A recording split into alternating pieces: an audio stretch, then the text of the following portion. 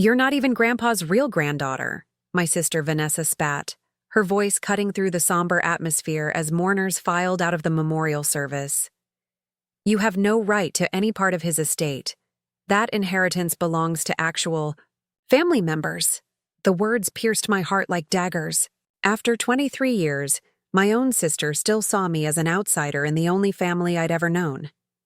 Before we jump back in, tell us where you're tuning in from, and if this story touches you, make sure you're subscribed, because tomorrow, I've saved something extra special for you.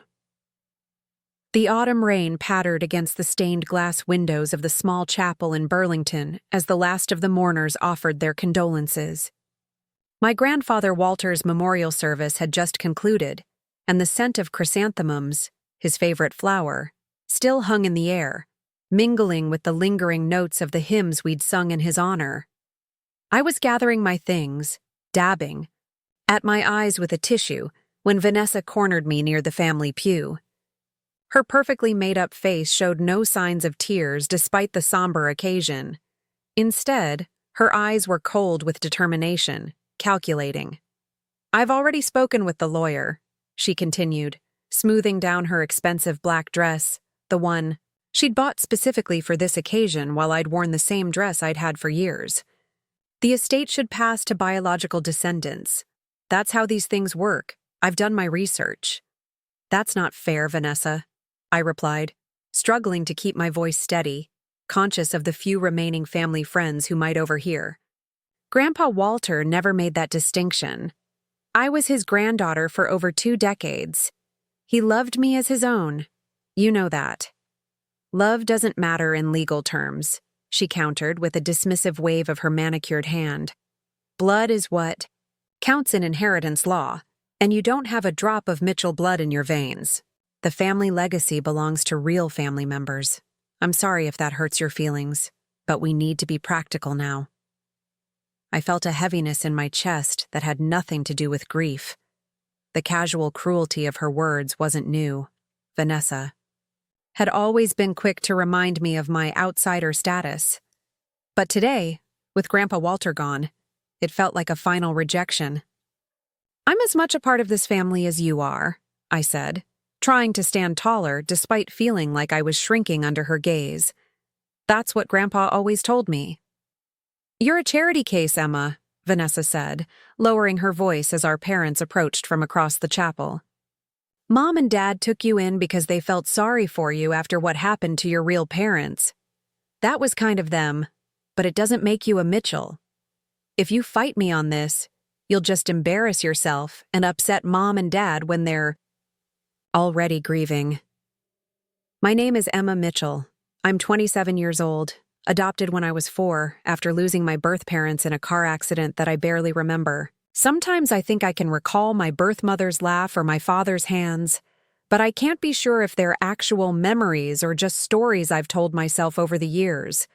My adoptive parents, Richard and Diana Mitchell, welcomed me into their family with open arms, giving me their name and their home. And Grandpa Walter. He had been my champion from day one. While my sister Vanessa, only 2 years older than me, had always kept me at arm's length, Grandpa Walter had pulled me close. He was the one who taught me to fish on summer mornings, at Lake Champlain, patiently showing me how to cast a line and wait in comfortable silence.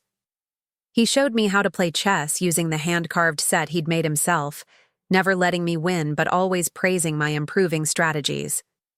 Most precious of all, he told me stories of the Mitchell family history as if it were my birthright too.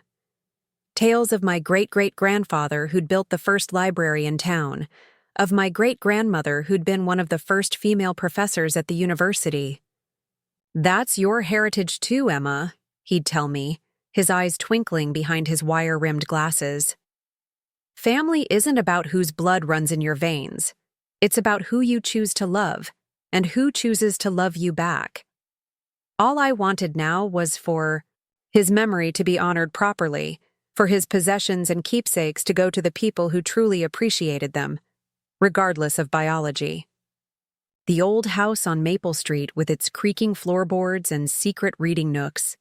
the collection of rare books he'd accumulated over decades, the lake house where we'd spent summers fishing and swimming, and most precious to me, his journals, filled with family stories and his own philosophical musings. Standing in my way was Vanessa, who had always viewed my place in the family as temporary at best, fraudulent at worst. She'd been polite enough in public, but private moments between us had always carried an undercurrent of resentment. "You're not really a Mitchell," she'd whisper when no one could hear. "You're just borrowing our name. This isn't about the money," I said, though Grandpa Walter's estate was substantial. A retired engineering professor with patents and investments, he had done well for himself. It's about respecting his wishes. He would have wanted his things to go to people who cherished them. His wishes would have been for his legacy to stay with his actual descendants, Vanessa replied coldly, flicking an invisible speck of dust from her sleeve. "Just face reality, Emma. You're the outsider my parents took in out of the goodness of their hearts. Grandpa was kind to you, of course. He was kind to everyone, even the gardener's children. That doesn't make them heirs to his estate either." The words stung more than I wanted to admit. I'd spent my whole life trying to prove I belonged, and here was Vanessa, casually dismantling it all with a few carefully chosen words. Before I could respond, our father approached with Mr. Donovan, Grandpa's attorney, a thin man with silver hair and kind eyes who had been handling the Mitchell family's legal affairs for decades. "I've scheduled a meeting about Walter's estate for next Wednesday at my office," Mr. Donovan informed us, clutching his worn leather portfolio against his chest. "I know this is a difficult time for the family, but these matters are best addressed promptly." Walter was very specific about certain aspects of his will. Vanessa flashed me a triumphant smile, clearly interpreting specific to mean in her favor. "Perfect. We can settle this quickly then." As they walked away, I noticed something fall from Mr. Donovan's portfolio. A sealed cream-colored envelope with my name written in Grandpa Walter's distinctive handwriting, the lettering slightly shaky, but unmistakably his. I quickly picked it up, turning it over to find additional words written in the corner. To be opened only in the event of family dispute. My grandfather, it seemed, had anticipated this conflict, and somehow I sensed that Vanessa's confidence might be more fragile than she knew. My adoption was never a secret in our family. Mom and Dad had always been transparent about it, telling me the story of how they'd fallen in love with me the moment they saw me at the agency. I was 4 years old, still reeling from the loss of my birth parents, but they said they knew instantly that I was meant to be their daughter. That night after the memorial service, I sat alone in my small apartment on the outskirts of Burlington, staring at the sealed envelope I'd retrieved from the chapel floor. Grandpa Walter's handwriting brought fresh tears to my eyes. Even in his final months, as Parkinson's had begun to affect his motor skills, there was something distinctively reassuring about his penmanship.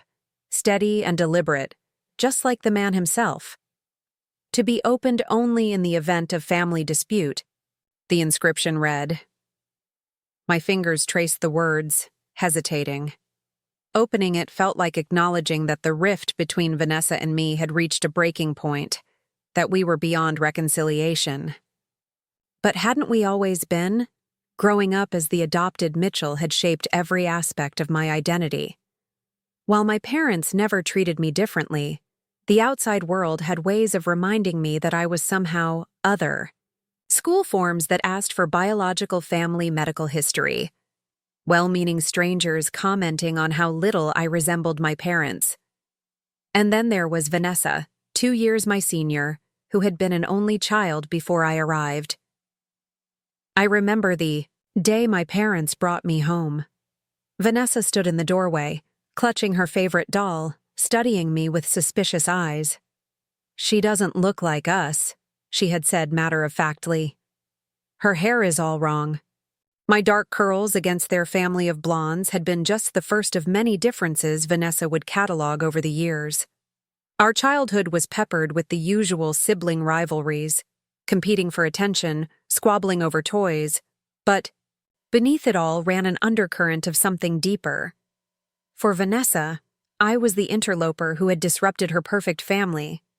For me, she was the benchmark I could never quite reach, the real daughter, the biological continuation of the Mitchell line.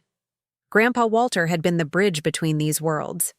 Unlike Vanessa, who inherited his blue eyes and determined chin, I shared something more intangible with him, a love of books, a contemplative nature, a tendency to lose ourselves in thought while staring out at the lake. "You're more like me than anyone else in this family," he once told me during one of our chess matches at the lake house.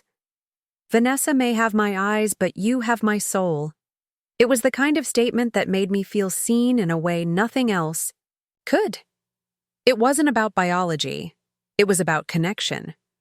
A recognition that went beyond DNA. I sighed, setting the envelope down on my kitchen table. Beside it lay a photograph taken at my college graduation. Me in my cap and gown, flanked by my parents with Grandpa Walter beaming proudly. Vanessa had been conspicuously absent that day, citing a real estate conference she couldn't miss. She'd chosen a career selling luxury homes, always focused on the material value of things. I had followed a different path, becoming an archivist at the university library, preserving history and stories, much like Grandpa had taught me to value. "Not everything of value can be bought or sold," he used to say. "Some treasures exist only in memory and knowledge." The contrast between Vanessa and me couldn't have been starker. Where she was outgoing and socially adept, I was reflective and reserved. She pursued wealth and status. I sought meaning and connection. She calculated the worth of relationships based on what they could provide. I valued them for their own sake. These differences might have simply made us distinct individuals within the same family. But for Vanessa, they became further evidence that I didn't belong, that I was fundamentally different because I wasn't really a Mitchell. My phone buzzed with a text from Mom. "Are you okay, sweetie? Today was hard on all of us." "Dad and I are worried about you," I typed back a reassurance, not mentioning Vanessa's comments or the envelope I'd found. My parents had enough to deal with in their grief without mediating another conflict between their daughters. Besides, something told me that this was between Vanessa and me, and perhaps from beyond, Grandpa Walter himself. I made myself a cup of the chamomile tea Grandpa had always favored, and finally opened the envelope. Inside was a brief letter written in his familiar hand, dated just 3 months ago, and a small brass key. "My dear Emma, if you're reading this, then my fears have been realized, and questions have arisen about your place in the family and in my estate. The key enclosed opens the bottom drawer of my desk in the study at the house, the one I always kept locked. Inside, you'll find documentation that may help you, along with a more detailed letter. Whatever happens, remember this. Family is about love, not blood. I have always considered you my granddaughter in every way that matters, and nothing can change that fact. Not law, not biology, and certainly not anyone's opinion to the contrary. You are a Mitchell because I say you are, because your parents say you are. Because you know you are. With all my love." Grandpa Walter tears blurred my vision as I held the small brass key. It was tarnished with age and use, small enough to easily miss if you weren't looking for it. Just like the truth, I thought. Often hidden in plain sight. Grandpa's house on Maple Street was now technically in limbo until the estate was settled, but I still had the spare key he'd given me years ago when he'd asked me to check on things during his hospital stays. I had a legitimate reason to visit, especially if it meant fulfilling his wishes. The next day dawned clear and cold, fall colors blazing against a crisp blue sky as I drove to the Victorian house that had been in the Mitchell family for generations. I half expected to find Vanessa there, already cataloging valuables, but the driveway was empty. The house felt eerily quiet without Grandpa Walter's presence. No classical music playing softly in the background, no kettle whistling on the stove. The familiar scents remained, though. Old books, pipe tobacco, though he'd quit smoking years ago, and furniture polish. The grandfather clock in the hallway still ticked steadily, marking time as it had for decades. I made my way to his study, a wood-paneled room lined with bookshelves and dominated by a large oak desk that had belonged to his father before him. This room had always been his sanctuary, and by extension, mine. How many hours had I spent here as a child, reading quietly in the window seat while he worked? As a teenager, doing homework while he graded papers? As an adult, helping him organize? His research notes and journals?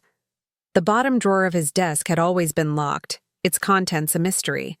Now, with the key clutched in my hand, I was about to discover what he'd kept hidden all these years. The key turned smoothly in the lock, and the drawer slid open with a familiar wooden rumble. Inside was a thick manila folder with my name written. On it, a small wooden box and another sealed envelope, this one thicker than the first. I nearly dropped the letter in shock. Grandpa Walter, the very embodiment of the Mitchell family, its patriarch and keeper of traditions, not actually born a Mitchell? I read the sentence again, certain I'd misunderstood. But there it was. In his unmistakable handwriting, I am not a Mitchell by birth. I continued reading, my heart racing. I was born Walter Harrington in 1935, orphaned at age 7 during a tuberculosis outbreak that claimed both my parents. After 2 years in the state orphanage in Montpelier, I was adopted by Edward and Helen Mitchell when I was 9 years old. The documents you now hold are the proof: my original birth certificate, my parents' death certificates, and my adoption papers from 1944. The Mitchells gave me their name, their love, and eventually their family business. They raised me as their son, never once making me feel like less than their true child. They taught me that family is created through love and commitment, not merely through biology. This is why I have always felt such a special connection to you, Emma. We share the experience of being chosen, of knowing that our place in this family came through deliberate love rather than chance. I paused, letting this revelation sink in. The parallels between our lives were striking. Both of us orphaned, both adopted into the Mitchell family, both feeling that tension between belonging and otherness. No wonder he had always understood me in a way no one else seemed to. But there was more. What you may find most surprising is that Richard, your father, is not my biological son either. Helen and I struggled with infertility for many years before adopting Richard as an infant. We raised him as our son, just as I had been raised as a Mitchell. Richard has always known he was adopted, though we rarely discussed it as he grew older. After he married Diana and they struggled to conceive, I recognized in him the same fear I had once faced, that somehow he was less than whole because he could not continue the biological family line.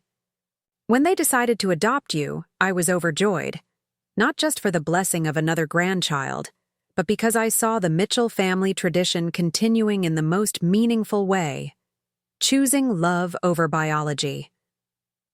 The irony, of course, is that none of us, not me, not Richard, not you, and certainly not Vanessa, are Mitchells by blood.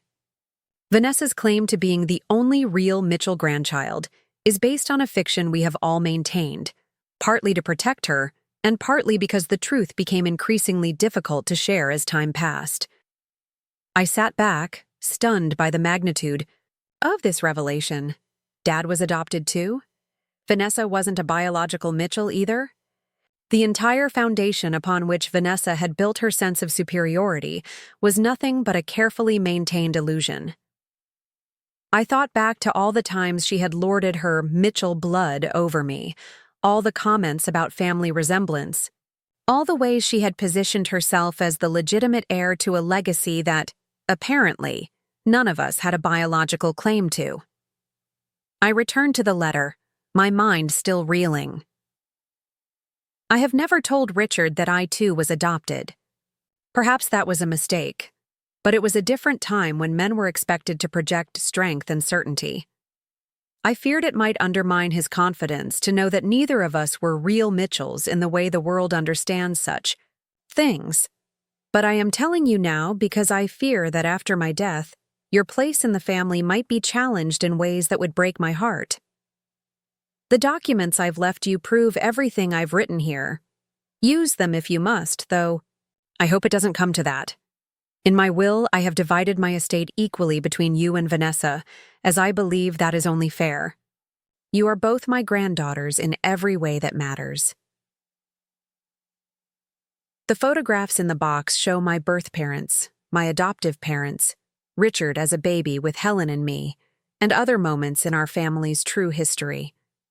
I've written notes on the backs, of many of them to help you understand who everyone is. There is also a legal affidavit I've prepared, formally stating my wishes and the truth of our family history. It's been notarized and verified by my doctor to confirm I was of sound mind when I created it. Remember that I love you, Emma, and that nothing can ever change the fact that you are, and always will be, my granddaughter. In fact, in the ways that matter most, you and I share a bond that transcends ordinary family ties. We are both Mitchells by choice and by love, which to me has always been the truer definition of family. With all my love, Grandpa Walter. I set the letter down, tears streaming down my face.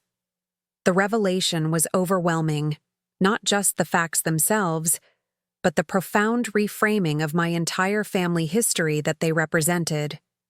All this time, I had felt like the outsider, the one who didn't quite belong. But Grandpa Walter had been carrying this secret, knowing that in the most meaningful way, he and I were more alike than anyone else in the family. I turned to the photographs, examining them with new understanding. There was Walter as a small boy with his birth parents. I could see his familiar eyes in his birth mother's face. Another showed him at about 9, standing stiffly between Edward and Helen Mitchell on what must have been his adoption day. Then came photos of Walter as a young man with baby Richard, the pride of new parenthood evident in his expression despite the lack of biological connection. And then I found it, a photo I'd never seen before of Grandpa Walter holding infant, Vanessa. On the back, he'd written, "My granddaughter Vanessa, 1992. The first child born into the Mitchell family since my adoption in 1944. Though not of my blood, every bit a Mitchell." So he had always known and accepted the truth, that none of us were connected by blood, yet all of us were family. Among the legal documents was indeed a notarized affidavit, dated just 2 months before his death, stating in clear legal language that I was to be considered his legitimate heir and granddaughter, with detailed reasoning about our shared experience of adoption into the Mitchell family. His doctor had attached a statement confirming Grandpa's mental competence at the time of signing. I also found a complete Mitchell family tree that Grandpa had constructed, showing all the adoptions across 3 generations. The biological lines ended in various places, but the family connections continued unbroken, maintained not by blood, but by choice, by legal bonds, and by love. As I organized everything back into the folder, my phone rang. It was Mr. Donovan, Grandpa's lawyer. "Emma," he said without preamble, "Vanessa's lawyer has officially filed to contest the will. They're arguing that as the only biological descendant, she should be the sole heir to the estate." I couldn't help but laugh, a sudden, unexpected sound that clearly caught Mr. Donovan off guard. "Is something amusing?" he asked cautiously. "You could say that," I replied, looking at the document spread before me. "When is the next meeting?" "They've pushed for an expedited hearing. We're scheduled for next Tuesday at 10 a.m. I should warn you, they're being quite aggressive about this. Vanessa seems determined to exclude you entirely." "I'll be there," I said, a new confidence in my voice. "And Mr. Donovan? I have some documents I think you should see before then." "What kind of documents?" he asked. "The kind that change everything," I answered, thinking of Vanessa's face when she learned the truth about our family. After hanging up, I sat for a long time at my kitchen table, surrounded by the evidence of our family's hidden history. I thought about Vanessa, about Dad, about all of us living within a narrative that had been carefully curated over decades. Part of me wanted to call Dad immediately and share everything I'd learned, but another part, the part that had learned caution through years of navigating family dynamics as the adopted child, held back. This wasn't just my secret to reveal. It would affect all of us, potentially altering the foundations of our identities and relationships. I decided to speak with Mr. Donovan first, to understand the legal implications before triggering what would undoubtedly be an emotional earthquake. Within the family, one thing was clear. Vanessa's claim of superior rights based on biology was about to collapse entirely. As I carefully returned everything to the folder, my eye caught on one more photo I hadn't examined closely. A picture of Grandpa Walter and me at the lake house, taken just last summer. We were sitting on the dock, fishing poles in hand, caught mid-laugh by Mom's camera. On the back, in his increasingly shaky handwriting, he'd written, "With Emma, the granddaughter who reminds me most of myself. Family is who you choose." July 2024. For the first time since his death, I felt a sense of peace washing over me. Grandpa Walter had given me more than documents or legal standing. He had given me the truth about our family, about belonging, and about what truly makes us who we are. The next day, I met with Mr. Donovan at his office in downtown Burlington, a modest space with wood-paneled walls and large windows overlooking Lake Champlain. The fall colors reflected in the water outside, a brilliance of red and gold that reminded me of countless autumn days spent with Grandpa Walter at the lake house. I placed the folder of documents on Mr. Donovan's desk, watching his expression shift from professional neutrality to genuine surprise as I explained what I'd found. "This is quite extraordinary," he said, adjusting his reading glasses as he examined Walter's adoption papers from 1944. "I've known your grandfather for over 30 years, and he never once mentioned being adopted himself. It seems to have been a closely guarded family secret," I explained, showing him the family tree Walter had constructed. "Even my father doesn't know that Grandpa Walter was adopted, or that none of us are biologically Mitchells."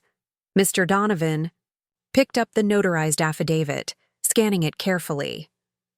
"This changes the landscape considerably," he said.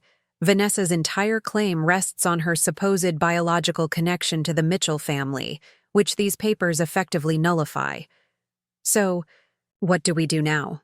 I asked, both relieved and anxious. This wasn't just a legal matter. It was a family revelation that would shake everyone to their core. Mr. Donovan leaned back in his chair, tapping his fingers thoughtfully on the desk. "We could present these documents immediately, but that might simply prompt Vanessa and her lawyer to find another angle of attack. She seems determined to contest the will regardless of the facts." He was right. Vanessa's objection to my inheritance wasn't really about biology. It was about her refusal to see me as family, about her sense of entitlement, about the story. She'd told herself for years about her unique place in the Mitchell legacy. "I think," Mr. Donovan continued, "we should let them proceed with their current strategy. Once they've fully committed to the biological argument in court, we'll introduce these documents for maximum impact." The plan made tactical sense, but it meant potentially weeks of legal proceedings while being treated as an outsider by my own family. And there was another consideration weighing on my mind. "There's something else to consider," I said carefully. "My father, according to these papers, he's adopted too. Finding this out during a court case could be traumatic for him."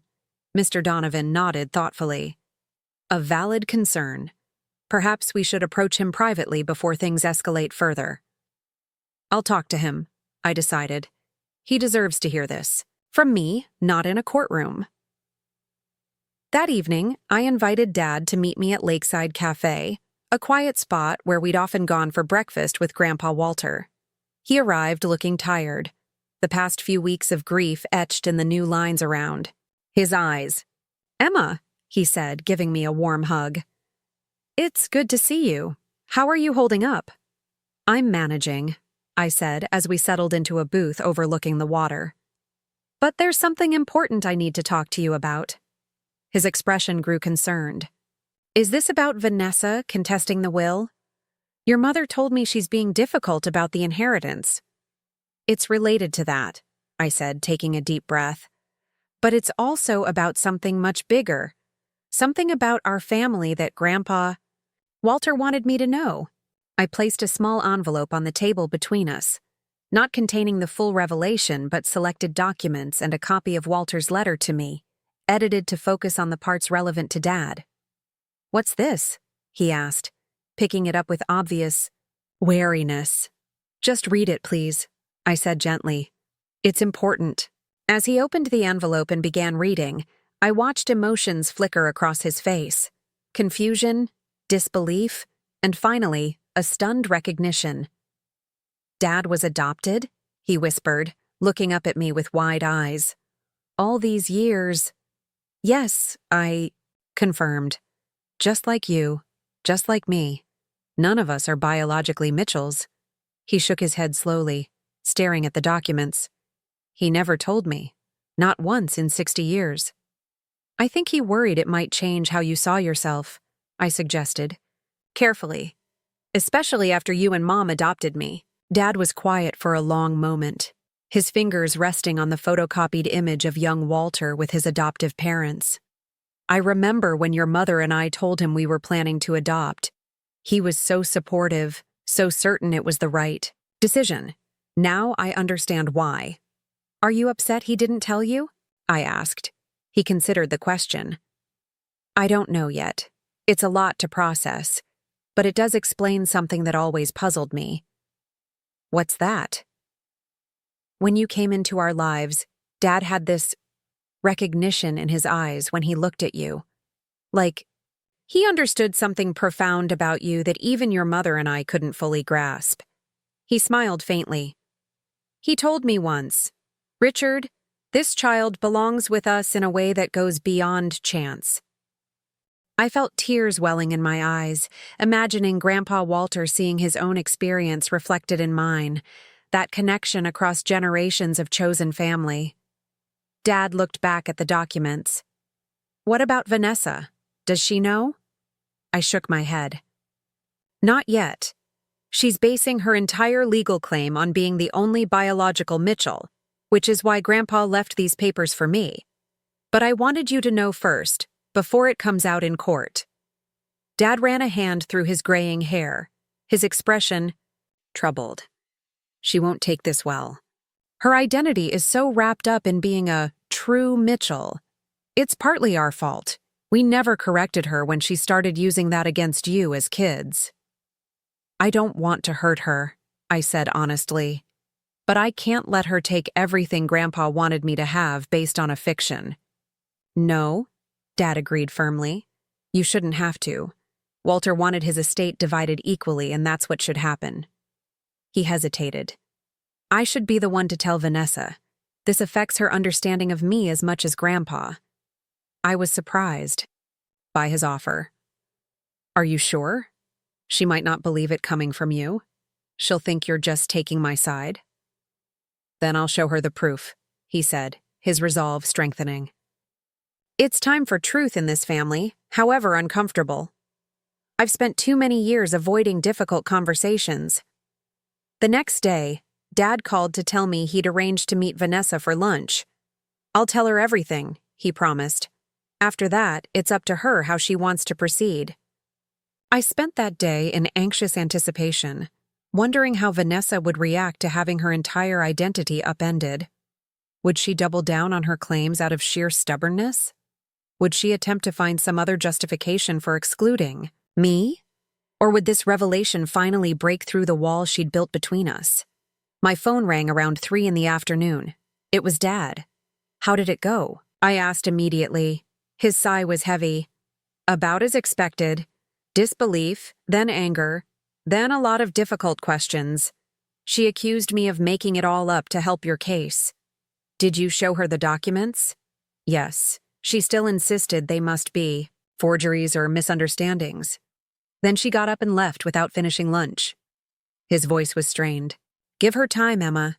This isn't just about the inheritance for her. It's about who she believes herself to be. I tried to imagine how I would feel if someone suddenly told me that a fundamental truth I'd built my identity around was a fiction. The thought made me more sympathetic toward Vanessa than I'd felt in years. That sympathy was tested the very next day when I received an email from Vanessa's lawyer. Despite everything Dad had shown her, she was escalating her challenge to the will, demanding an emergency hearing to prevent any distribution of assets until her claim as the rightful heir could be fully evaluated. When I called Mr. Donovan to inform him, he seemed unsurprised. Some people double down when confronted with evidence that contradicts their worldview, he said. The hearing is set for next week. We need to decide now. Do we present Walter's documents immediately, or— Wait?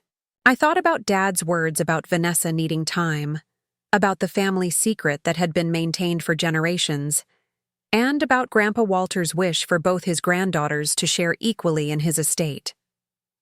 We'll wait, I decided. Give her one more chance to withdraw her claim voluntarily, but we should be fully prepared to present everything if she proceeds. And your father? Can we count on his support? I believe so, I said, though I wasn't entirely certain. Family loyalty was complicated, and this situation was testing bonds that had never been particularly strong to begin with. But I think this will ultimately come down to Grandpa's words versus Vanessa's claims. As I hung up, I realized with sudden clarity what Grandpa Walter had done by leaving me these documents. He wasn't just helping me secure my inheritance. He was entrusting me with the true Mitchell family legacy. The understanding that family is created through choice and love, not blood. The court case wouldn't just determine who received his material assets. It would establish which vision of family would prevail. The day before the hearing, I received a text from Vanessa that caught me completely off guard. We need to talk. Meet me at Grandpa's house at 5.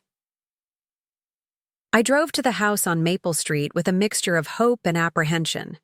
Was this an olive branch, a trap, an attempt to settle things outside of court? When I arrived, Vanessa's luxury SUV was already in the driveway, gleaming in the late afternoon sun. I found her in the study, sitting in Grandpa's chair, a glass of his favorite bourbon in her hand. Another glass sat on the desk, apparently waiting for me. I thought we could use a drink, she said by way of greeting, gesturing to the second glass. Her tone wasn't friendly exactly, but it lacked the open hostility of our recent encounters. I took the glass but remained standing.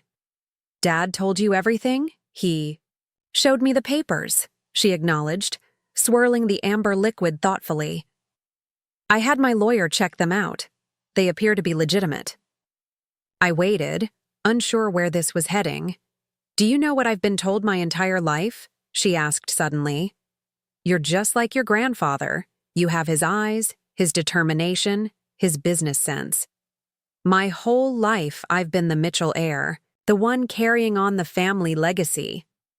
She laughed bitterly. And now I find out it was all a lie. That there is no Mitchell blood to inherit. It wasn't a lie, I said carefully.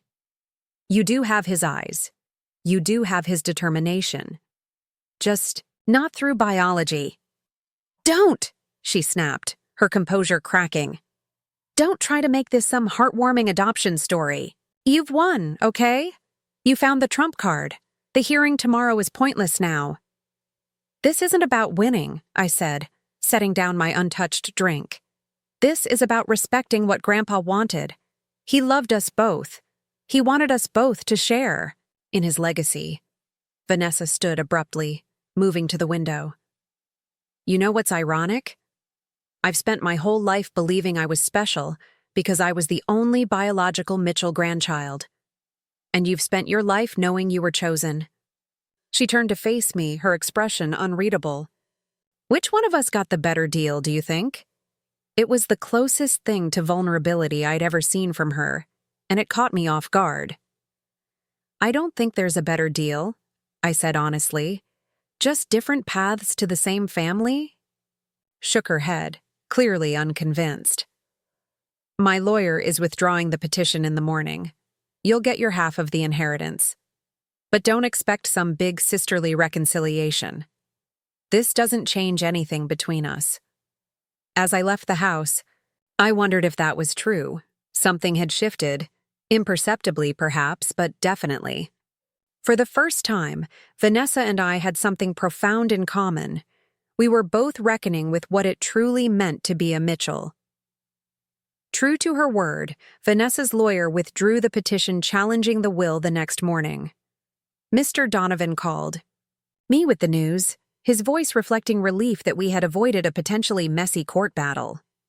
It's official, he said. Walter's will stands as written. The estate will be divided equally between you and Vanessa. Thank you for everything, I replied, feeling a complex mixture of emotions, vindication, relief, but also a lingering sadness for the family secret that had been exposed and the relationship still strained. Walter would be pleased, Mr. Donovan added. He believed strongly in fairness and in keeping the family together despite differences. This is what he wanted. After hanging up, I sat by my apartment window, watching autumn leaves swirl in the wind. Grandpa had gotten his wish. His estate would be divided as he intended, but the emotional legacy remained complicated.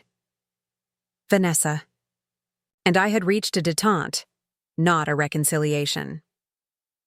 Dad was still processing the revelation about his own adoption. Mom was caught in the middle, trying to support everyone while navigating her own grief. The formal reading of the will took place the following week. We gathered in Mr. Donovan's office, Mom, Dad, Vanessa, and me. The atmosphere was tense but civil, with Vanessa maintaining a polite distance, her expression carefully neutral. Mr. Donovan detailed the distribution of assets, the historic family, home on Maple Street, the lake house property, investment accounts, and Grandpa Walter's collection of rare engineering books and patents. It was substantial, more than I had realized. In addition to the equal division of financial assets, there were specific bequests.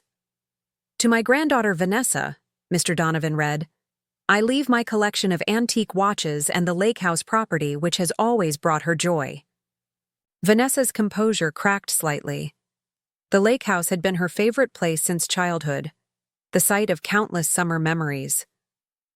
To my granddaughter Emma, he continued, I leave my library, my journals, and the family home on Maple Street, where she has always found sanctuary among the books and history that she cherishes. I caught my breath. The house, with its study full of books, its window seats perfect for reading, the garden where Grandpa had taught me the names of every plant, would be mine. It was the most meaningful gift he could have left me. There were other specific items, jewelry for my mother, Grandpa's collection of vintage fishing gear for Dad, and various keepsakes for other relatives. But the most significant bequests were accompanied by personal letters Grandpa Walter had written to each of us. After the formal reading concluded, Mr. Donovan handed us our individual letters. Vanessa immediately put hers in her purse without reading it, her eyes suspiciously bright. Mom and Dad read theirs together, heads bent close, hands clasped tightly. I took mine to the small anteroom for privacy. My dearest Emma, by now, the legal matters should be settled. I hope the documentation I left helped ensure my wishes were honored without too much discord in the family. The house on Maple Street has always seemed more alive when you were in it, your quiet presence in the study, your appreciation for its history and character. It belongs with someone who will love it as I have. I've lived a long and fortunate life, blessed with family that came to me through both chance and choice. What I've learned in my 89 years is that the most valuable inheritance isn't property or money. It's understanding who you are and where you belong. You've always known, intuitively, what I learned through experience, that belonging is something we create together, not something bestowed by biology. I hope that in time, this understanding might help heal the rift between you and Vanessa. She has struggled in ways you may not fully appreciate, measuring herself constantly against a Mitchell legacy that she believed was her birthright. Learning it was never about blood may be liberating for her eventually, though the adjustment will be difficult. My final wish is that you'll use the house as I did, as a gathering place for family, a repository of memories and traditions that continue to evolve with each generation. The Mitchell name may not be carried in our blood, but it lives in our actions, our values, and the love we choose to give one another. With all my love, now and always, Grandpa Walter. I folded the letter, carefully tucking it into my jacket pocket next to my heart. Outside the anteroom, I found everyone preparing to leave. Vanessa was already at the door, her posture rigid with barely contained emotion. "Vanessa," I called softly, "would you like to get coffee?" She turned, surprise briefly displacing her. Careful mask. "Why?" "To talk about Grandpa," I said simply. "About the letters, about what happens next." For a moment, I thought she might refuse. Then she nodded once, curtly. "Fine. The cafe downstairs. 15 minutes. Mom squeezed my hand as she and Dad left. "We'll call you later, sweetheart. This is good. Talking is good."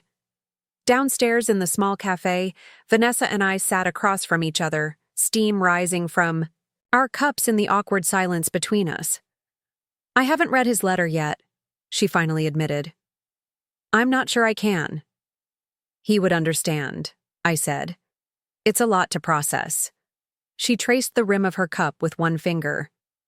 "The lake house." He left. "Me the lake house.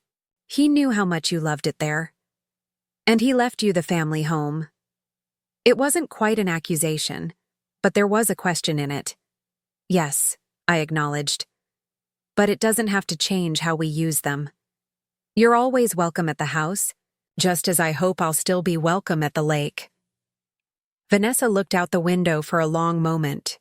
When Dad told me about Grandpa being adopted, about himself being adopted, my first thought was that my entire life had been a lie, that everything I thought made me special was fictional. "It wasn't a lie," I said carefully. "Just incomplete. You are special, Vanessa. Not because of some biological connection, but because of who you are, your determination, your drive, your loyalty to the family as you understood it." "Easy for you to say," she replied with a flash of her old sharpness. "You've always known. You were chosen. I'm just finding out." "Is being chosen so terrible?" I asked quietly. She didn't answer directly. Instead, she said, "I've been thinking about something Grandpa used to say when we were kids, about how I had his eyes, but you had his heart. I always thought it was just something nice he said to include you. But now I wonder if he meant it. Literally, that you understood him in ways I couldn't because you shared the experience of adoption." It was the most insightful thing I'd ever heard her say about our relationship. "Maybe," I acknowledged, "but that doesn't mean he loved you any less.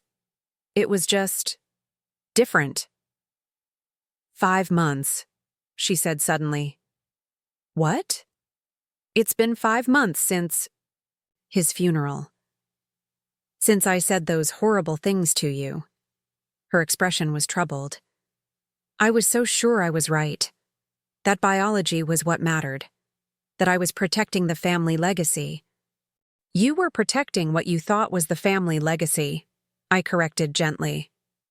"We all were, in our ways. We just had different understandings of what that meant." Over the next few weeks, we began the process of settling the estate. I moved into the house on Maple Street, finding comfort in its familiar creaks and corners. Dad helped me sort through Grandpa's remaining papers, both of us discovering new dimensions to the man we had loved through his journals and correspondence. Mom organized a memorial garden in the backyard, planting Grandpa's favorite flowers in a design he would have appreciated. Vanessa kept her distance initially, but gradually began stopping by, first with practical questions about tax documents, or family photographs, later with no pretense at all.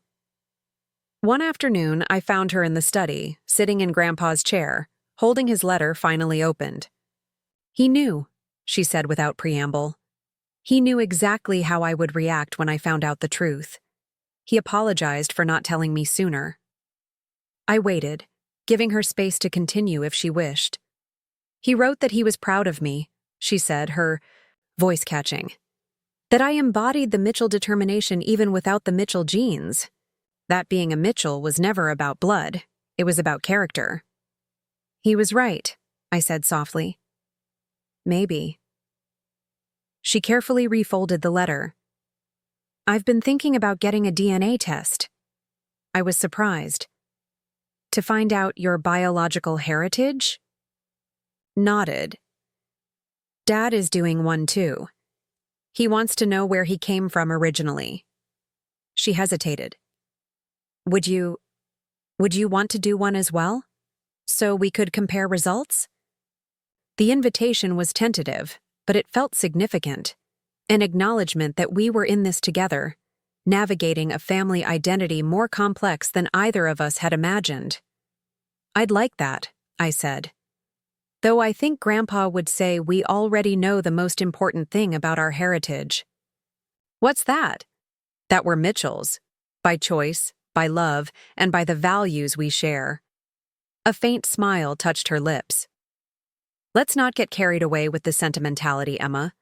We're not suddenly going to be best friends." "Of course not," I agreed, smiling back. "But maybe we can be family. Actual family."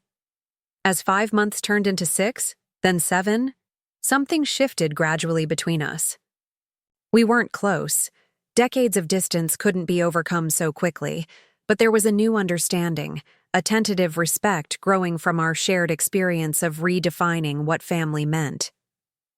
When spring arrived, we gathered at the lake house to scatter Grandpa Walter's ashes, as he had requested. Mom and Dad, Vanessa and her boyfriend, me and a few close family friends, stood on the dock where Grandpa had taught both his granddaughters to fish. As I watched the ashes drift across the water he had loved, I thought about the journey we had taken since that awful confrontation at his memorial service. Vanessa, catching my eye across the dock, nodded slightly, an acknowledgement of how far we had come and how far we still had to go. Family, I was learning, isn't static. It evolves, adapts, faces challenges, and sometimes emerges stronger. Grandpa Walter had understood this better than any of us. His final gift wasn't the house or the money. It was the truth that had forced us to re-examine what bound us together. As we walked back from the dock, Vanessa fell into step beside me. "He would have enjoyed this," she said quietly. "All of us, here together, not arguing for once." "He would," I agreed. "Though he might miss the drama a little. He always did like a good story." She laughed, a genuine sound I hadn't heard directed at me in years. "True. He was a storyteller at heart." She hesitated. "You know, the house feels different with you living in it. Good different. Like it's alive again."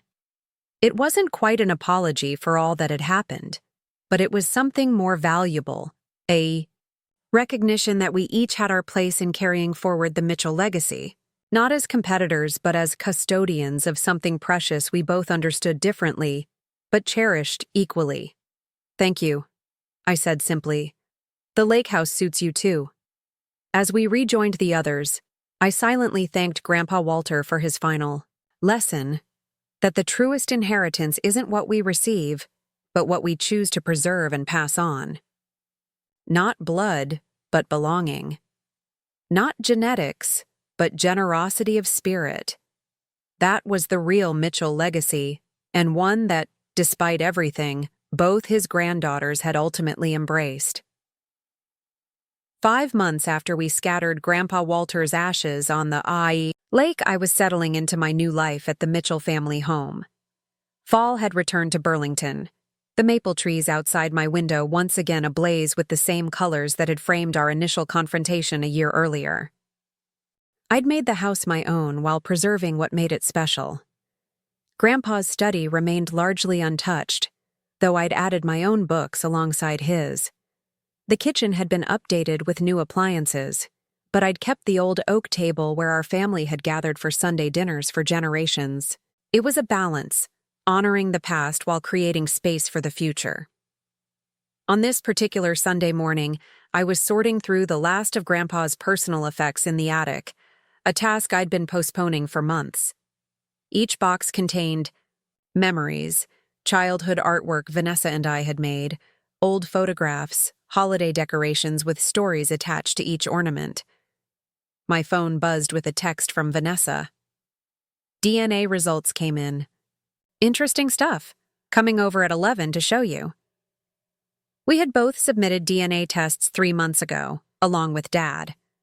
It had been Vanessa's idea, part of her process of reconsidering her identity in light of all we'd learned. I was surprised she wanted to share the results in person rather than just emailing them.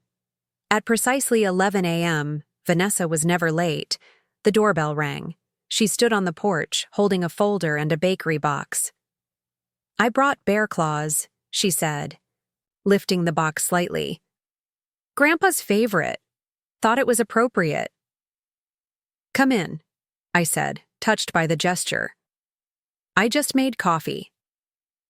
In the kitchen, we spread the DNA results across the table that had witnessed so many family gatherings.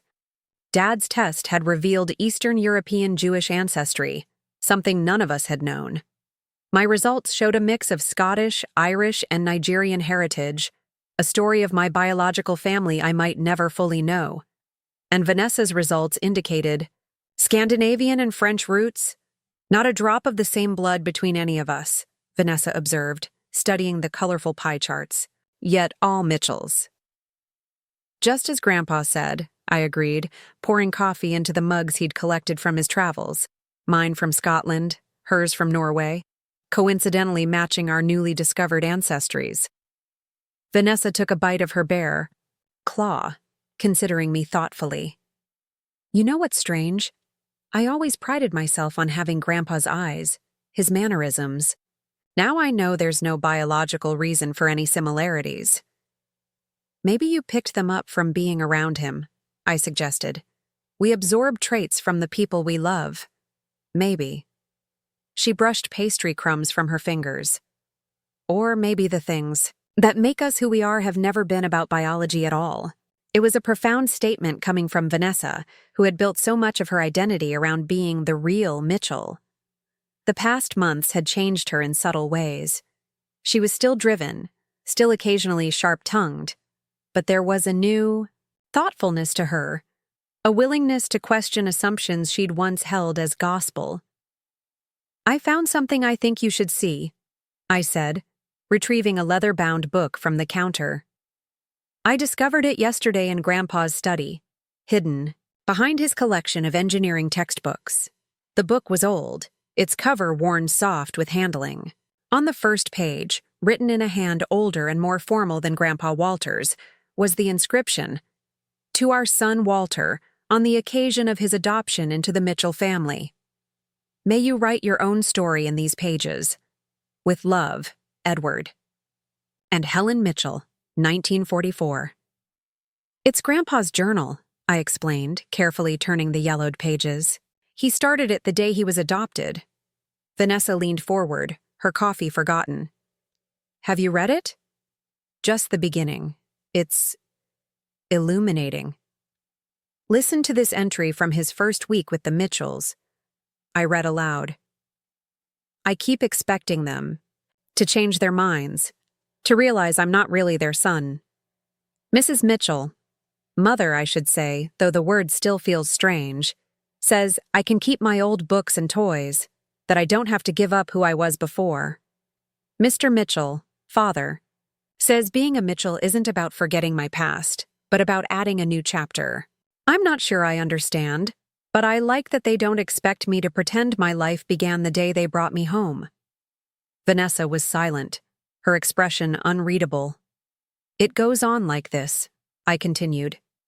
His struggles to fit in at school, his fears about not being a real Mitchell, his gradual acceptance of his new identity. It's like reading about myself in some ways, though his situation was different. May I? Vanessa asked, holding out her hand for the journal. I passed it to her, and she turned the pages slowly, stopping occasionally to read passages. Finally, she came to an entry that made her inhale sharply. This is from 1965, she said. When Dad was adopted. She read aloud. Richard joined our family today. After years of hoping and waiting, Helen and I are finally parents. When I look at this small boy, I see myself at 9 years old, confused, hopeful, afraid of being sent away if I'm not perfect. I vow to give him what Edward and Helen gave me. Not just a name, but belonging. I will never let him doubt his place in this family. She looked up at me, something vulnerable in her expression. He carried that fear his whole life, didn't he? That fear of not truly belonging. And he passed it on to Dad, who maybe passed some of it to me. I think so, I said gently. The difference is that Grandpa recognized it. He tried to break the pattern with us, especially with me, because he saw that same fear taking root. Vanessa turned more pages, stopping at an entry from 1997. This is about us, about when your adoption was finalized. This time, I read the passage. My 2 granddaughters could not be more different. Vanessa with her outgoing nature and confidence, Emma with her quieter, more thoughtful ways. Yet I see something troubling beginning already. Vanessa, at only 6, already speaks of being a real Mitchell, as if Emma's adoption makes her somehow less family. I recognize the pattern from my own life, that need to stake a claim on belonging by defining others as outsiders. I must find a way to help both girls understand what took me decades to learn, that family transcends biology, that being a Mitchell is about values and choices, not blood. We sat in silence, the weight of his words settling between us. He saw it all along, Vanessa finally said. The way I pushed you away to make myself feel more secure. He understood it, I corrected, because he'd felt that same insecurity himself. We all did, in different ways. Even Dad. Vanessa closed the journal carefully. I've been thinking about selling the real estate business. The abrupt change of subject startled me. Really? But you've worked so hard to build it. I only went into real estate because it was tangible. Properties, assets, things you can measure and own. She shrugged. It was my way of proving my place in the world, I think. But lately I've been remembering how much I loved art in college before I decided it wasn't practical enough for a Mitchell. You were incredibly talented, I recalled. Your watercolors especially. I've started painting again, she admitted, a hint of color touching her cheeks. Just small pieces, but it feels right. Like I'm finally doing something for myself, not to prove anything to anyone else. This revelation touched me deeply. Vanessa had always been so driven, so focused on external markers of success. The idea that she was reconnecting with a passion she'd abandoned spoke volumes about her internal journey. Grandpa would be thrilled, I said sincerely. He always said you had an artist's eye. What about you? She asked. Any big changes since moving in here? I smiled. Actually, yes. I've started a project based on Grandpa's journals and our family. History. The university library is interested in an exhibition about adoption and family identity in Vermont, using our story as a central narrative. Our story? Vanessa raised an eyebrow. 3 generations of adoption in one family is historically significant, I explained. Especially given the different eras and circumstances. I'd need your permission, of course, and Dad's. Vanessa was quiet for a moment, considering. Will you include the part where I was a complete nightmare about the inheritance? I laughed. Only if you want me to. It's not about exposing family secrets. It's about showing how our understanding of family has evolved, both personally and culturally. You should include it, she said with surprising firmness. It's part of the truth, and maybe it would help someone else questioning their place in a family. We spent the rest of the morning looking through the journal together, finding entries that made us laugh, others that brought tears. It was the longest time we'd spent in each other's company without tension since childhood. As Vanessa was preparing to leave, she paused at the front door. Do you remember that chess set Grandpa had? The one he carved himself? Of course, it's in the study. He taught both of us to play, but you were the one who really took to it.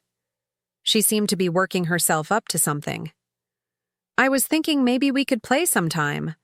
I'd be rusty, but I'd like that, I said, understanding the olive branch for what it was. Maybe next Sunday? I could come to the lake house. Okay. She nodded, her usual confidence momentarily replaced by something more hesitant. And Emma? I've been meaning to say I'm sorry. For what I said at the funeral. For a lot of things, really.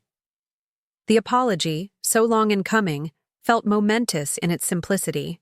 Thank you, I said quietly. That means a lot. After she left, I returned to the kitchen and opened Grandpa Walter's journal to the last completed entry, dated just weeks before his death. I've made arrangements for Emma to learn the truth about our family after I'm gone. Perhaps I should have been more direct during my lifetime, but old habits of protection are hard to break. I worry about how Vanessa will take the news, how Richard will process learning of his father's adoption so late in life. Yet I believe in my granddaughters. Different as they are, they share a strength that comes from having to define themselves rather than simply inherit an identity. My hope is that this truth, however disruptive initially, will ultimately free them both. Vanessa from the burden of being the real Mitchell, Emma from the shadow of being the adopted one. Perhaps then they might see what I've always seen. Two remarkable women who are, in all the ways that truly matter, sisters. Looking out at the autumn leaves swirling in the yard, the same view Grandpa Walter had contemplated for decades, I felt a sense of completion. The journey hadn't been what any of us expected, but we had arrived somewhere important, not at perfect resolution, but at a place of greater understanding. 5 months after that confrontation at the funeral, 5 months after Vanessa had declared, I had no right to any part of the Mitchell legacy. We were finally beginning to understand what that legacy truly was. Not the properties or possessions, but the courage to define family on our own terms. To choose belonging over division. To recognize ourselves in each other despite our differences. It was, I thought, exactly what Grandpa Walter had hoped for all along. Winter settled over Burlington with a hushed beauty, blanketing the Mitchell family home in soft white. I'd decorated, for the holidays with Grandpa Walter's old ornaments, many handmade by family members across generations. This would be my first Christmas in the house as its owner, and I wanted to honor the traditions that had shaped our family gatherings for decades. The university exhibition about adoption in our family was moving forward, with both Dad and Vanessa, providing materials and memories for the display. Working on this project had given us all a chance to process our complicated history from a new perspective, seeing patterns and connections we'd missed before. One snowy afternoon in early December, I was in the attic sorting through old Christmas decorations when I discovered a hidden compartment in an antique trunk. Inside was a small wooden box containing letters tied with faded blue ribbon, all addressed to Walter Harrington, Grandpa's birth name, from someone named Margaret Collins. I carefully opened the first letter, dated 1946, 2 years after Grandpa's adoption by the Mitchells. My dearest Walter, I pray this letter finds you well and happy with your new family. Your social worker was kind enough to tell me you've been adopted by a good couple who can give you everything I cannot. This brings me both comfort and heartache. I want you to know that giving you up was the most difficult decision of my life. After your father's death, with 3 other children to feed and no way to support us all during these hard times, I had no choice. I hope someday you'll understand it was an act of love, not abandonment. They tell me I shouldn't contact you, that a clean break is best. Perhaps they're right. But I wanted you to have these letters when you're older, to know you were never forgotten, never unloved. Your loving mother, Margaret Collins. My hands trembled as I realized what I'd found. These weren't just any letters. They were from Grandpa Walter's birth mother. Letters he had kept hidden his entire life. Letters that revealed a truth he hadn't shared even in his journals. He hadn't been orphaned as he'd always claimed. He had been relinquished by a mother who couldn't keep him. I carefully read through the other letters. There were 12 in total, spanning 5 years. They told the story of a widowed mother during the Depression, struggling to care for 4 children, making the heartbreaking choice to give up her youngest for adoption. The final letter included a family photograph, a tired-looking woman with 3 children, with a small boy's face carefully cut out of the image. I sat surrounded by Christmas decorations, these precious letters in my lap, wondering what to do with this discovery. Had Grandpa wanted these letters found eventually, or had he hidden them away, creating a different narrative about being orphaned rather than given up? My phone rang, interrupting my thoughts. It was Vanessa. "I'm stopping by in an hour," she announced without preamble. "The gallery owner loved my watercolors. I need someone to help me decide which pieces to include in the spring showcase." "That's wonderful," I said, genuinely happy for her. "And I have something to show you, too. Something I just found." An hour later, we sat at the kitchen table, the letters spread between us. Vanessa read them silently, her expression growing increasingly troubled. "He lied," she finally said. "All those stories about being orphaned by tuberculosis. Why would he make that up?" "I don't think it was a simple lie," I said carefully. "Being orphaned by disease is tragic but clean. Being given up even out of love and necessity, that carries different weight." "Shame," Vanessa suggested. "He felt abandoned." "Possibly, or maybe he felt it was easier to explain, less complicated." I picked up the photograph, looking at the space where a little boy's face had been removed. "He kept these letters, though, all his life." "That means something," Vanessa nodded slowly. "It means he never fully let go of his first family, even while building a life with the Mitchells." She looked at me with sudden understanding. "You know what this reminds me of? Those adoption forums you used to read as a teenager, about adoptees, having dual citizenship in 2 family worlds." I was surprised she remembered that. "Yes, exactly. It's not about replacing one family with another, but holding space for both." "So the great family secret gets even more complicated," Vanessa said, but without bitterness. "Not only were we all adopted, but Grandpa's entire origin story was carefully edited." "What do you think we should do with these?" I asked, indicating the letters. Vanessa considered. "Include them in the exhibition, I think, with context. It's part of understanding how adoption stories were handled in different eras. The secrets, the shame, the protection of certain narratives." Her thoughtful response surprised me. The Vanessa of a year ago would have seized on this discovery as evidence of deception, using it to undermine the family narrative. This Vanessa saw it as part of a complex human story, one worth understanding, rather than judging. "I agree," I said. "But we should talk to Dad first. This affects his understanding of his father, too." That evening, our parents came over for dinner. Mom brought her famous lasagna, and we ate in the dining room where countless Mitchell family meals had taken place over generations. After dinner, I showed Dad the letters. His reaction was subdued, contemplative. "So much makes sense now," he said after reading them all. His insistence on reframing adoption as a positive choice rather than a loss. His discomfort whenever I asked about his birth parents. He was carrying this all along. "Are you angry he didn't tell you the truth?" Mom asked gently. Dad shook his head.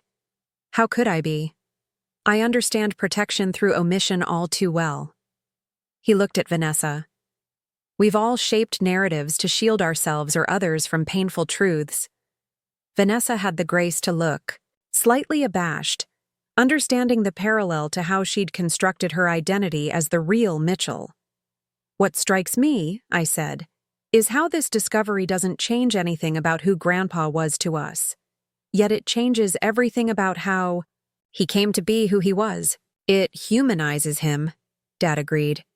"Makes his emphasis on chosen family even more profound."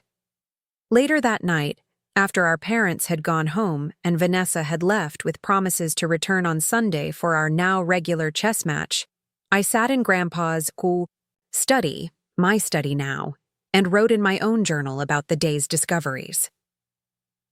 As Christmas approached, I had the idea to host a different kind of family gathering, one that acknowledged all the complex threads of our shared story.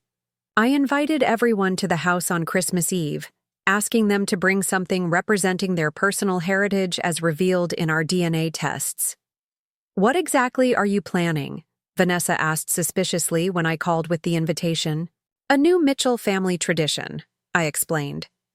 "Something that honors all parts of who we are, chosen and biological, past and present." "Sounds suspiciously sentimental," she grumbled, but I could hear the smile in her voice. "Fine, I'll bring something Norwegian, I guess." On Christmas Eve, the old house filled with warmth and light. Dad brought traditional Jewish pastries representing his Eastern European heritage. Mom, though not adopted, had embraced the spirit of the gathering and brought items reflecting her Italian ancestry. Vanessa arrived with Norwegian holiday decorations and a bottle of aquavit. I contributed Irish music and Nigerian-inspired appetizers I'd learned to make after discovering that connection in my DNA results. Around the dining table, expanded to its full length with all the leaves inserted, we shared stories, some researched from our newfound heritage cultures, others from our shared Mitchell experiences. For dessert, I'd made Grandpa Walter's favorite, apple pie using his recipe served alongside the various cultural sweets everyone had brought. "I have something for each of you," I said when we had finished eating. I distributed small packages wrapped in simple brown paper tied with blue ribbons similar to what had bound Margaret Collins's letters. Inside each package was a small handcrafted ornament for the Christmas tree. I'd commissioned them from a local artist, each containing a small fragment of the Mitchell family crest, the lighthouse, combined with symbols from our various biological heritages. "These represent what I think Grandpa Walter was trying to teach us all along," I explained. "That identity isn't either or, it's both and. We are Mitchells through love and choice, while also carrying other lineages through biology. All of it matters. All of it is part of us." Mom wiped away tears as she hung her ornament on the tree. Dad squeezed my shoulder, too moved to speak. Even Vanessa seemed touched, carefully placing her ornament on a prominent branch. "I have something too," Vanessa said unexpectedly. She retrieved her bag and pulled out a large flat package. "I wasn't going to give this until tomorrow, but now seems right." She handed it to me. Inside was a watercolor painting she had created, a portrait of Grandpa Walter standing between Vanessa and me, his hands on our shoulders. Behind us was a stylized family tree with branches extending in multiple directions, some labeled with our various ancestral origins, others with the Mitchell name spanning generations. "It's for the exhibition," she explained, a hint of vulnerability in her voice. "If you want to use it." "It's beautiful," I said sincerely, overwhelmed by the symbolism and the skill evident in the piece. "Of course I want to include it. It captures everything we're trying to express." As the evening progressed, we found ourselves sharing memories of Grandpa Walter. Not just the polished stories we'd told for years, but messier, more complicated recollections that painted a fuller picture of the man who had shaped our family. Remember how he insisted we learn about Mitchell family history, but never pushed us to live up to some idealized version of it? Dad reflected. I think he was trying to give us what he never had, a sense of belonging without the burden of expectation. He used to tell me that the best thing about being a Mitchell was getting to decide what that meant, I added. I didn't understand then how radical that idea was for him, given what we now know about his past. He told me once that family traditions only matter if they still serve the living, Vanessa said quietly. At the time, I thought he was being dismissive of heritage. Now I see he was talking about evolution, how families need to adapt to survive. As midnight approached, Dad raised his glass in a toast. To Walter Harrington Mitchell, he said, who taught us that family is never simple, always worth fighting for, and constantly being remade through love. And to new traditions, Mom added. Built on honesty and inclusion. To all our histories, I continued, known and unknown, chosen and given. To the Mitchell family, Vanessa concluded, whatever the hell that means now. We laughed together, the sound filling the old house with new energy. Later, as everyone prepared to leave, Vanessa lingered in the foyer. This was actually nice, she admitted reluctantly. Not excruciating at all. High praise, I teased. Maybe we should make it an annual thing. Maybe, she agreed, though we might need to dial back the sentimentality by about 20%. I smiled, recognizing the affection beneath her customary sharpness. Noted. See you for chess on Sunday? Wouldn't miss it, she said, and then, surprising both of us, gave me a quick hug before heading out into the snowy night. Standing in the doorway of the house that had seen generations of Mitchells come and go, watching the snow fall softly in the glow of the Christmas lights, I felt a sense of profound rightness. The journey that had begun with rejection at Grandpa's funeral had led to something none of us could have anticipated. A family redefined, stronger and more authentic for having faced its complicated truths. The inheritance Grandpa Walter had left us wasn't just the properties and possessions that had caused such conflict. It was the courage to question received narratives, the wisdom to see beyond biology to the chosen bonds that sustain us, and the understanding that our identities are never as simple as the stories we tell about them. That night, I added a new entry to my journal, concluding with words I thought Grandpa Walter would approve of. Family isn't what we're born into or what we inherit. It's what we build together, day by day, choice by choice, love by love. 1. Year after that fateful confrontation at Grandpa Walter's memorial service, Burlington was again dressed in autumn colors. The exhibition at the University Library, Chosen Family: 3 Generations of Adoption in Vermont, was entering its final week after a successful 3-month run. I stood in the center of the main gallery, surrounded by the artifacts of our family history, Walter's adoption papers from 1944, Dad's baby photos with his adoptive parents, my own adoption certificate, and the letters from Margaret Collins that had rewritten our understanding of Grandpa's origins. Beside these documents were Vanessa's watercolor paintings depicting various moments in our family's journey, bringing emotional depth to the historical records. Visitors moved through the exhibition with quiet interest, pausing to read the narratives we'd created to explain each piece of our complicated story. The response had been overwhelming, with many adoptees and adoptive families coming forward to share their own experiences, some traveling from neighboring states specifically to see the exhibition. My phone buzzed with a text from Vanessa. Running. Late. Meeting with gallery owner went long. Good news, though. Save me some champagne. Today was special. Not just the 1-year anniversary of our conflict, but the day we had chosen to gather with family and friends to celebrate what had emerged. From that painful beginning, Dad had suggested the date deliberately, a way of transforming a difficult memory into something healing. I moved to the final section of the exhibition, where large photographs of our current family gatherings hung alongside Grandpa Walter's last journal entries. The centerpiece was a professionally taken portrait from our Christmas Eve celebration, all of us wearing the heritage-blended ornaments I had commissioned, laughing together around the dining table. Beside it was the quote we had chosen from Grandpa's journal. "Family is never what we expect it to be, but always what we make of it. The Mitchell legacy isn't in our blood, but in how we choose to love one another." "Quite the turnout," said a familiar voice behind me. Mr. Donovan, Grandpa's lawyer and now our family friend, approached with a glass of champagne in hand. Walter would have been proud, though perhaps a bit uncomfortable with all this public attention.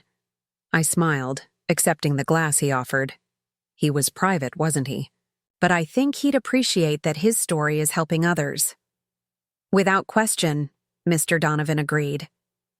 "I've been practicing family law for 40 years, and I've never seen adoption and inheritance issues addressed with such humanity." We were joined by my parents, who had been chatting with some of the university faculty. Mom squeezed my hand. "The director says they've had more visitors for this exhibition than any other this year." "It's touching people," Dad added. "A student just told me she finally found the courage to search for her birth parents after seeing our family's story." The museum's main doors opened, and Vanessa swept in, radiant in a blue dress that matched her eyes. Grandpa Walter's eyes, biology notwithstanding. She made her way through the crowd, stopping occasionally to speak with people admiring her artwork. "Sorry I'm late," she said when she reached us. "The gallery wants to feature my work in their spring showcase, a whole series on family and identity." Her voice held restrained excitement. Vanessa would never be one for effusive displays of emotion, but I could see the pride in her posture. "That's wonderful," I said sincerely. "Grandpa always said you had an artist's eye." "Speaking of Grandpa," Vanessa said, lowering her voice slightly, "I went by the lake house this morning. It felt important somehow, to sit on the dock and just remember." This vulnerability from Vanessa still surprised me, though it had been emerging more frequently over the past year. The revelation about our family had cracked something open in her, not dramatically, but enough to allow moments of genuine connection that would have been impossible before. "I had the same thought," I admitted. "I spent some time in his study before coming here." The museum director approached, asking us to gather for a brief remarks section before the reception continued. Our family moved to the small podium that had been set up near the exhibition's conclusion. Dad spoke first, thanking everyone for coming and acknowledging the university's support. Then, unexpectedly, he turned to Vanessa and me. "I think my daughters should share some thoughts," he said. This exhibition was their vision, born from circumstances none of us could have anticipated a year ago. Vanessa and I exchanged glances, neither of us having prepared formal remarks. After a moment's hesitation, I stepped forward. "When our grandfather passed away last year, he left behind more than property and possessions. He left us a mystery to solve and a truth to uncover. Not just about his life, but about what makes us a family." I looked around at the gathered faces. What began as a conflict over inheritance became a journey of discovery that transformed our understanding of ourselves and each other. Vanessa stepped up beside me, our shoulders nearly touching. "Our grandfather was adopted," she continued, her clear voice carrying through the room. "So was our father. So was my sister. None of us are biologically Mitchells, yet all of us are Mitchells in the ways that truly matter. What we've learned," I added, "is that family identity isn't something we simply inherit. It's something we actively create together. It's found in shared values, in chosen bonds, in the stories we tell and the traditions we build. And sometimes," Vanessa said with a hint of her old wry humor, "it's found in the conflicts that force us to examine what we truly believe about belonging." A gentle laugh rippled through the audience. We created this exhibition not to expose family secrets, I continued, but to share what our grandfather ultimately taught us, that the boundaries between biological and chosen family are far more permeable than we often believe, and that what we build together, Vanessa concluded, is infinitely more important than what we're born into. The reception continued into the evening, with conversations flowing between strangers connected by shared experiences of adoption, family complexity, and the search for belonging. As things wound down, our core family gathered in a quiet corner of the gallery. "I have news," Dad said, his arm around Mom's shoulders. "I've been in contact with the Collins family, Grandpa Walter's biological siblings' descendants. There are several cousins still living in Vermont." "How did you find them?" I asked, surprised. "The DNA database connected us," he explained. "They knew about Walter. Their family kept his memory alive all these years. They want to meet us, if we're open to it." "Another branch of the family tree," Vanessa mused. "The Mitchell family saga continues to expand." "What do you think Grandpa would say about us connecting with them?" Mom asked. Dad considered this. "I think he'd be terrified, and thrilled in equal measure. His journal entries suggest he always wondered about them but was afraid to disturb the life he'd built." "Different times," I said. "Different understanding of how adoption affects identity." Later that evening, after the exhibition had closed, and we'd all gone back to the family home on Maple Street for a more private celebration, Vanessa and I found ourselves alone in Grandpa's study. The chess set was set up by the window. Our Sunday games had become a regular tradition over the past year. "Do you remember what you said to me at the memorial service?" I asked, moving a pawn forward to begin a new game. "About me not being a real granddaughter?" Vanessa winced slightly but held my gaze. "Unfortunately, yes. Not my finest moment." "It's strange to think about now," I reflected. "How certain you were. How hurt I was, and how neither of us understood what Grandpa had been trying to teach us all along.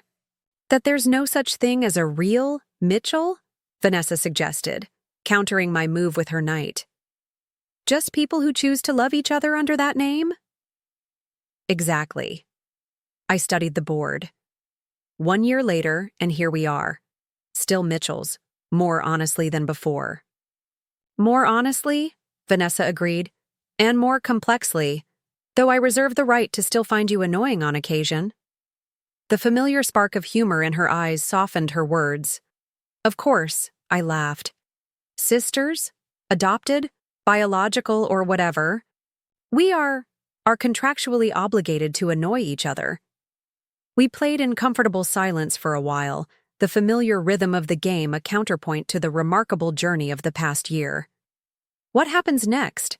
Vanessa asked suddenly. "After the exhibition ends, after we meet the Collins relatives. What's the next chapter?" I considered the question, looking around the study where Grandpa Walter had spent so many hours contemplating his own complex identity. "I don't know exactly," I admitted. "But I think that's the point. We get to decide. We get to write the next part of the Mitchell story together." Vanessa nodded, moving her bishop across the board. "Check," she said with satisfaction.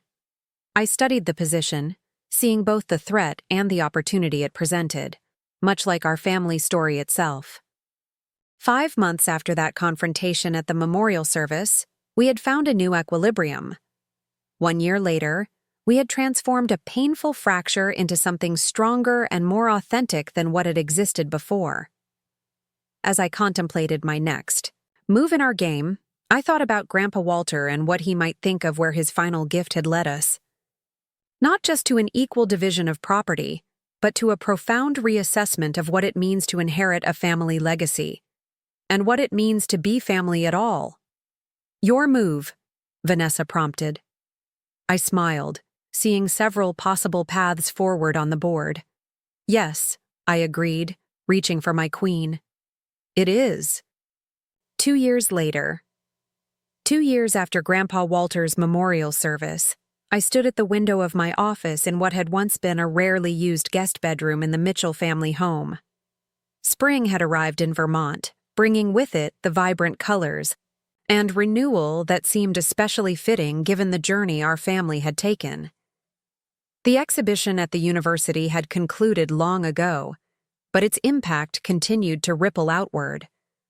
My book, Chosen Family, Redefining Inheritance Beyond Biology, inspired by our family's story, was being released next month. The publisher had just delivered the first copy, which sat on my desk beside a framed photograph of Grandpa Walter. The Four book had begun as a scholarly project drawing from the exhibition, but evolved into something more personal, an exploration of how families across America were redefining kinship beyond traditional biological boundaries. I'd interviewed dozens of families with adoption stories, blended families, chosen families of various kinds, all navigating questions of belonging and inheritance, both material and emotional. My phone rang. Vanessa calling from the airport. Flights. On time, she reported. The Collins cousins are excited about the reunion. Margaret's granddaughter says she's bringing all the old family photographs they've saved. Including the original that's missing Walter's face? I asked, thinking of the photograph we'd found with Grandpa's letters, where his image had been, carefully cut out. Apparently so. She says her grandmother kept it intact in her own albums. Vanessa's voice softened. It's strange to think we'll see Grandpa as a small child, before he became a Mitchell. After Dad had made contact with the Collins family, Grandpa Walter's biological relatives, we had gradually built relationships through calls and emails. This weekend would be the first time all of us would gather together, the Mitchell family by adoption, meeting the Collins family by birth. We had chosen a meaningful date, Grandpa Walter's birthday. How's the preparation going there? Vanessa asked. Everything's ready, I assured her. Mom's handling the food, Dad's picked up the extra chairs. The house is ready for a full-scale family invasion. Good. And don't forget the photo albums, the journals, and the special surprise. All taken care of, I finished for her. Your watercolors are beautifully framed and wrapped. The special surprise was something Vanessa and I had worked on together over the past year, a family history book that combined Grandpa Walter's journals, photographs from both the Mitchell and Collins families, and Vanessa's artwork illustrating key moments in the intertwined family stories. We had created copies for all the branches of our now expanded family tree. Perfect, she said, and I could hear the smile in her voice. See you in a few hours. After hanging up, I walked through the house, taking in how much had changed since I'd inherited it. The structure remained the same, but I'd gradually made it my own while preserving what mattered most. Grandpa's study remained largely intact, though it now featured photographs of our expanded family connections alongside the traditional Mitchell portraits. The living room had been rearranged to accommodate the regular Sunday gatherings that had become our new tradition, sometimes just immediate family, often including friends or colleagues who had become part of our chosen circle. The kitchen had been updated, but still featured the old oak table where generations of Mitchells had shared meals and stories. Most significantly, the walls now displayed Vanessa's artwork alongside family photographs that told a more complete story. Pictures of Grandpa Walter's birth family next to his adoptive parents, Dad as a baby with Grandpa and Grandma, me at various ages with Mom and Dad, and newer photographs that included our Collins relatives.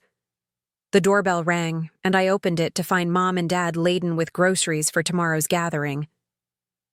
We brought everything for the Collins family welcome dinner, Mom announced, heading for the kitchen, including those Norwegian cookies Vanessa insisted on. Dad set down his bags and embraced me. At 68, his hair was fully silver now, but his eyes, so like Grandpa Walter's despite the lack of biological connection, were bright with excitement. The Collins cousins just texted, he said. They found more letters from Margaret to Walter that never got delivered. They're bringing them tomorrow. How do you feel about that? I asked carefully. These discoveries still had the power to unsettle our understanding of family history. He considered the question, something he'd become more comfortable doing since our family revelations began. Curious. Sad that my father never received them, but grateful for another piece of the puzzle. As we unpacked groceries, Dad shared updates about the Mitchell-Collins family tree he'd been constructing, a complex web that showed both biological connections and chosen family bonds across generations. What fascinates me, he reflected, is how Walter managed to recreate through adoption what he had lost, a family connection. Whether he did that consciously or not, he chose to continue a pattern of building family through choice rather than biology. And now we're adding the biological connections back in, I observed, completing the circle in a way he never could. Or never felt he could, Dad corrected gently. Different times, different understandings of adoption and identity. Mom, ever.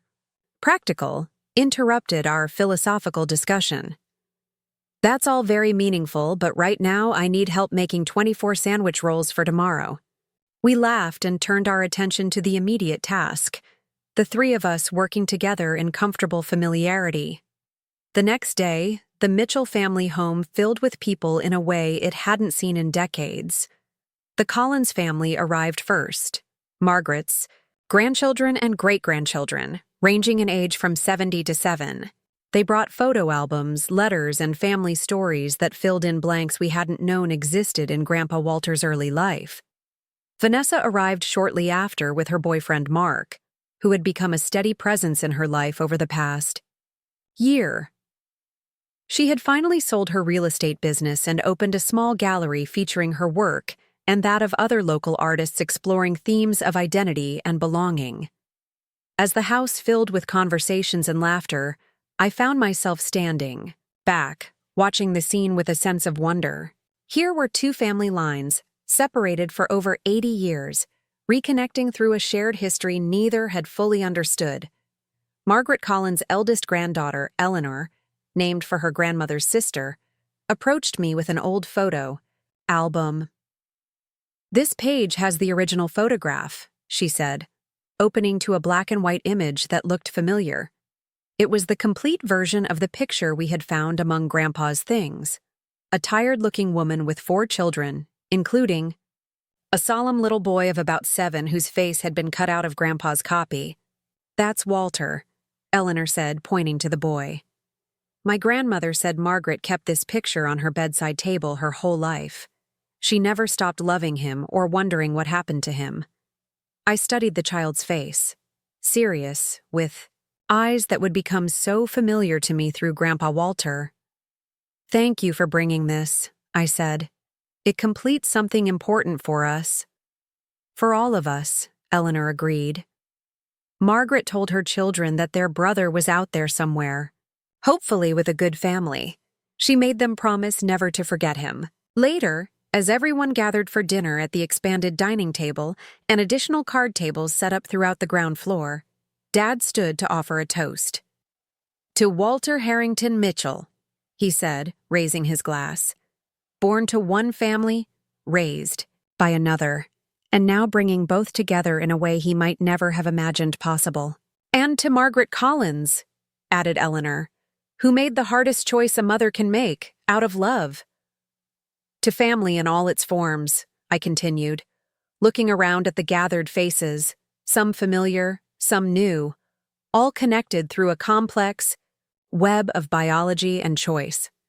"To the stories we inherit, the stories we create, and the stories we choose to tell. And to surprises," Vanessa concluded with her characteristic directness. "Because family is never what you expect it to be, but often exactly what you need." As the evening progressed, we shared the special surprise Vanessa and I had created, the family history books combining both lineages. Watching everyone leaf through the pages, exclaiming over photographs and stories from both the Mitchell and Collins sides, I felt a sense of completion that went beyond anything I could have imagined when this journey began.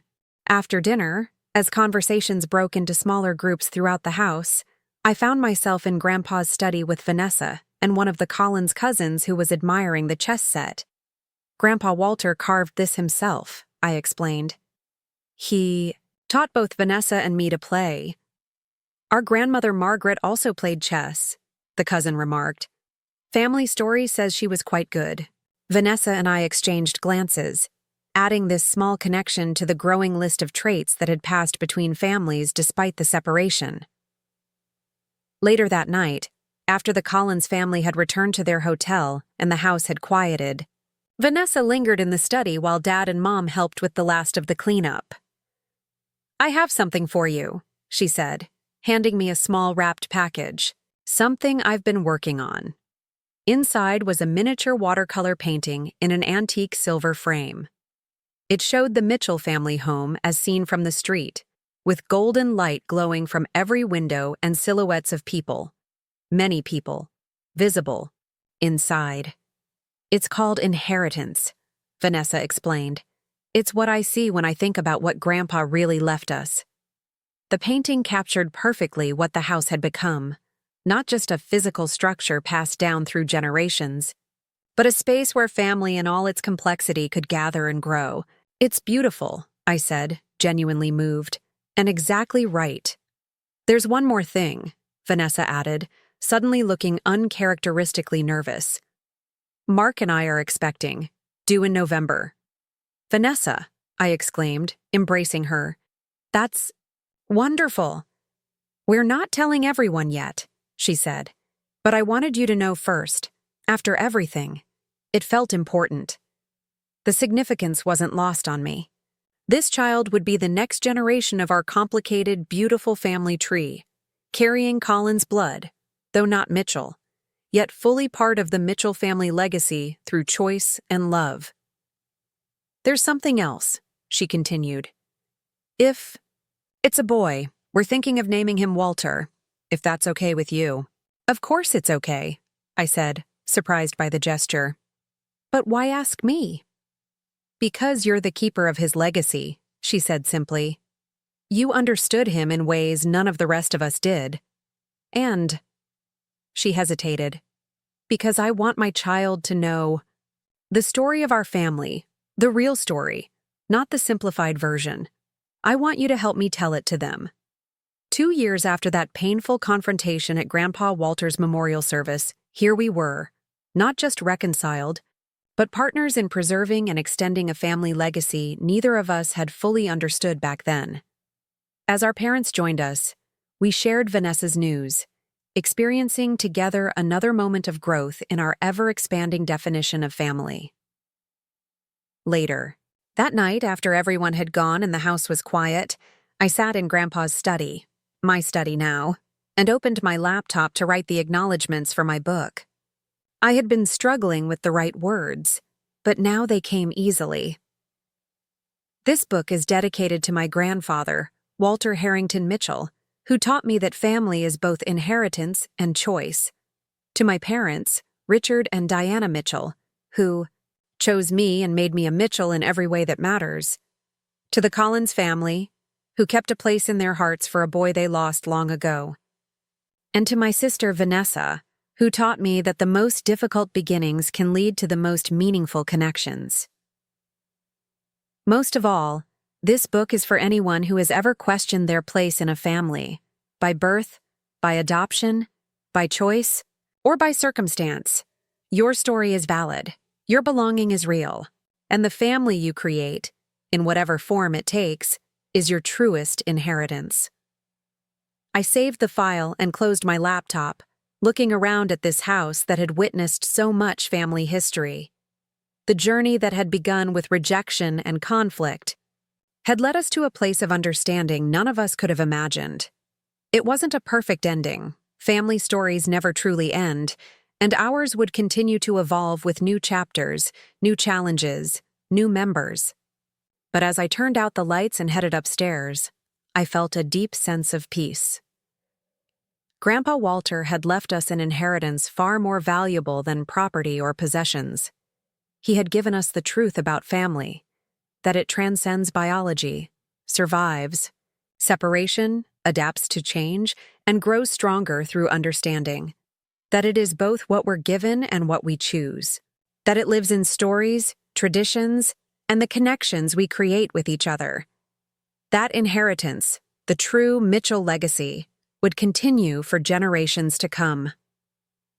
Up next, you've got 2 more standout stories right on your screen.